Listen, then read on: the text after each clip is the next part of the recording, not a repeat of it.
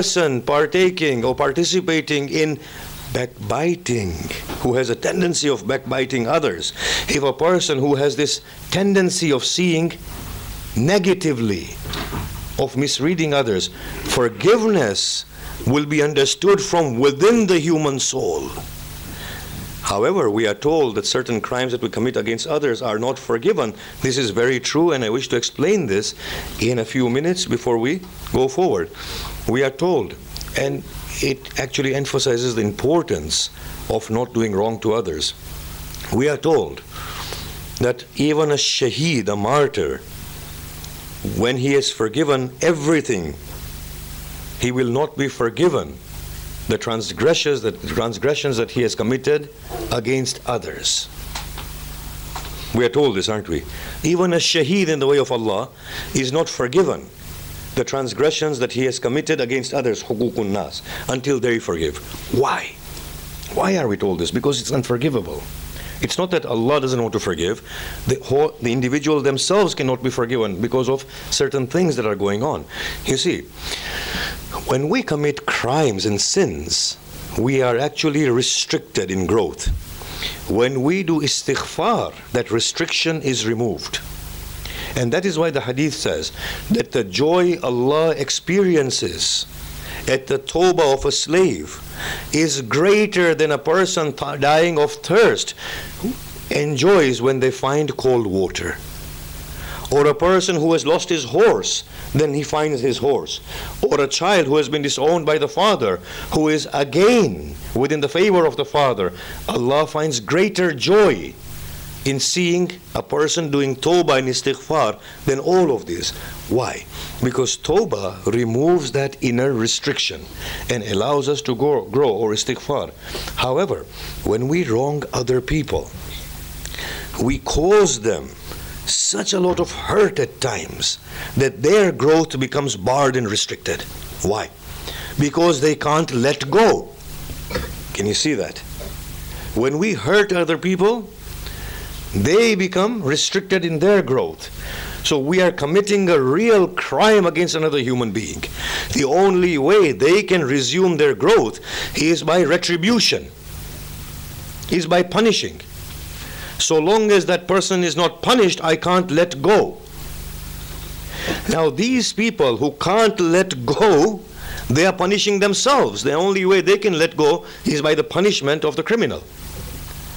So here Allah's Prophet says that those people, until they are not punished, they will not be forgiven. Not that they have any more sin left in them. Because we can ask this question: I have wronged somebody, I have done tawbah, I am evolving again, why should I be punished? I have not done a crime. The answer is, you haven't done a crime, but that person can't evolve because of you. And until and unless you are punished, they can't grow. But I don't have a sin, why should I be punished? The answer to that is no. The punishment will add to the beauty and the growth. So this is the way it is. We should not commit crimes against others. There's a hadith, actually, it's a beautiful hadith that I think it's worth narrating. Faiz Kashani quotes in his Muhajjatul Bayda that on the day of Qiyamah, people will crawl on their faces. When the Prophet said this, the people said, Ya Rasulullah, how can we crawl on our faces? The Prophet said, the same Allah who has made a snake crawl on its belly will make you crawl on your faces. Then the Prophet said, the people will be naked. They said, Ya Rasulullah, shall we not be embarrassed? The Prophet said, the fear of the day shall be such that you will not be aware of the one standing next to you. Then the Prophet said, the people will drown in their own perspiration. Then the Prophet said, a point will come where people shall tear off at their fleshes. Then the Prophet said, the place will come where people will stand in utter embarrassment when Allah discloses inner secrets of theirs to the humanity at large. And Allah will say, these are the crimes you committed against me, but hidden from the people, valuing them beyond me. Today I shall disclose them all. First Adam will be called, and Adam will drown in embarrassment, and then everyone will be called till the day of Qiyamah. The Prophet continues saying, then they will walk on the Sirat. By the time they cross over the Sirat, they'll be burned. After that, the Prophet says, that there will be a call on the door of paradise that they are not eligible to enter within paradise. And they will say, why? After so much torment, we are still not eligible to go within paradise? The answer will come. You still have crimes against each other. Let go. Let go. Forgive each other, and I will give you my paradise. And the people will hesitate to forgive each other. That will be the level of that restriction, inner restriction from within, that we can't let go. At that point, Allah, in hopelessness, will tell Ridwanul Jannah that open the door of paradise and let them behold the beauty of paradise. And when they behold the beauty of paradise, they will all become desirous of going within paradise.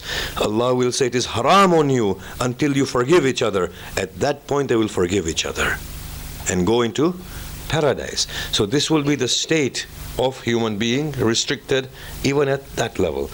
So here now, when we talk about istighfar and tawbah, istighfar is from those individual sins that we have committed. What is tawbah, therefore? Tawbah is a constant process of removal of restriction and obstacles, inner restrictions and intellectual restrictions. At times, we do tawbah from all the evils that we have within our hearts, but we forget that our minds need to do tawbah. We have erected beliefs which have stifled us, which are restricting us. We are stagnated to an extent that if new piece of information were to come to us, we would not accept it. The real tawbah has to be done from that fixed intellectual identity that we have. And the inner tawbah has to be done at that intimate level in the way that we are from within. So tawbah is a constant process of removing obstacles.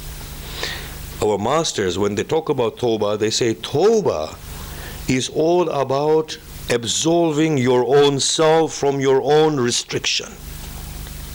You see, if this is my restriction in my mind, that I am the greatest because I am a Muslim, then I am the worst because I am a Muslim. If I've become so complacent that Shiaism is the righteous religion and I am on the path of the truth, then tawbah needs to be done from that. If I come to this mindset that the paradise belongs to me, then I need to do tawbah from two things. First and foremost, for being so egoistic that the paradise is mine. And secondly, for seeing paradise as the ultimate end. Our masters state that you will come to a level where you need to do tawbah from the desire of meeting Allah. Because how dare you, at an individual level, have a desire that I want to meet with Allah. And then comes the stage of doing tawbah from tawbah itself, because tawbah becomes a veil. Think about this. At times we become so confident through Allah subhanahu wa ta'ala that we feel we are invincible. That point in itself marks the greatest level of shirk. That through Allah we have become so confident. There are levels of tawbah. The tawbah from the clouds of darkness and tawbah in the veils of light. Both of them need to be understood. So whatever stifles me, restricts me as an individual and does not allow me to flow as I ought to be, requires breaking. And all of these are